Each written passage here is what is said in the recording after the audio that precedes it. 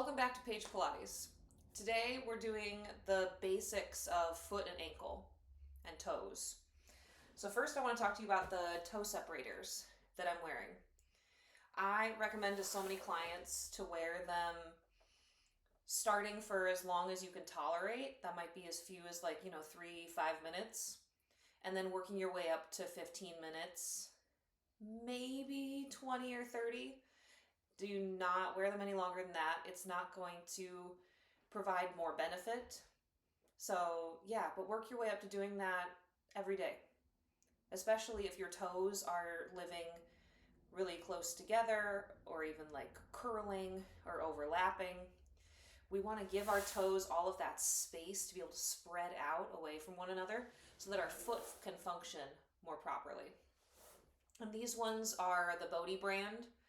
I really like them. I carry them now in my studio for sale, and they're this easy to take off, put on. Yeah. So, big fan. I try to use those every day. It's a nice, easy thing to do while you're sitting watching TV, reading. You don't have to walk around, but you can. That's also why I like that particular brand, is just that they're subtle enough. They're not so thick that you have to walk like a penguin to go get a glass of water, go to the bathroom. Now, the first thing you want to do is roll out your feet. So you're going to make sure to use something that's not hard, like the hard, spiky.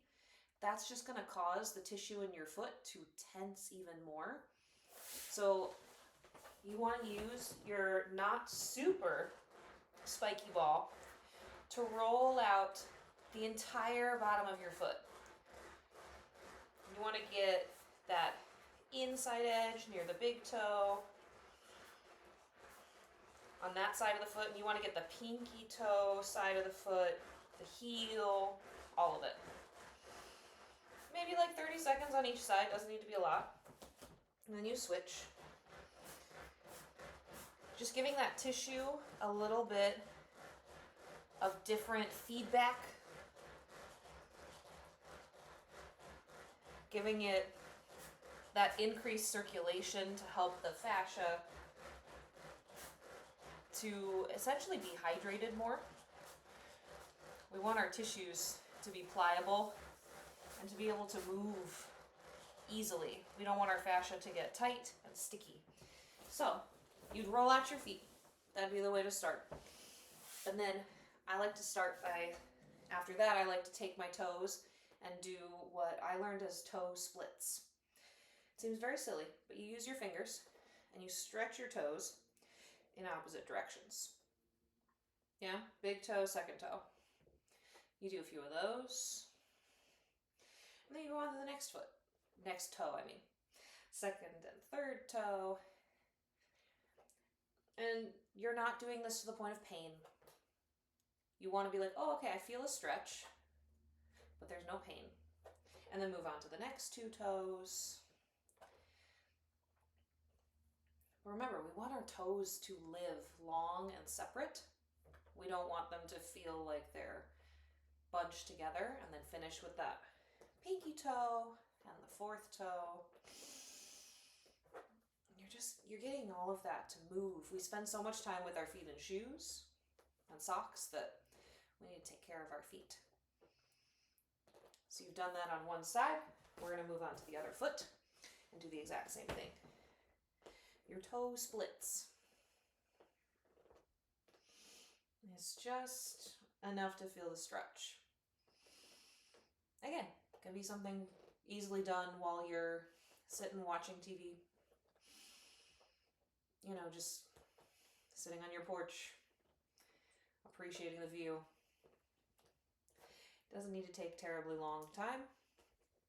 Do a few times with each pair of toes.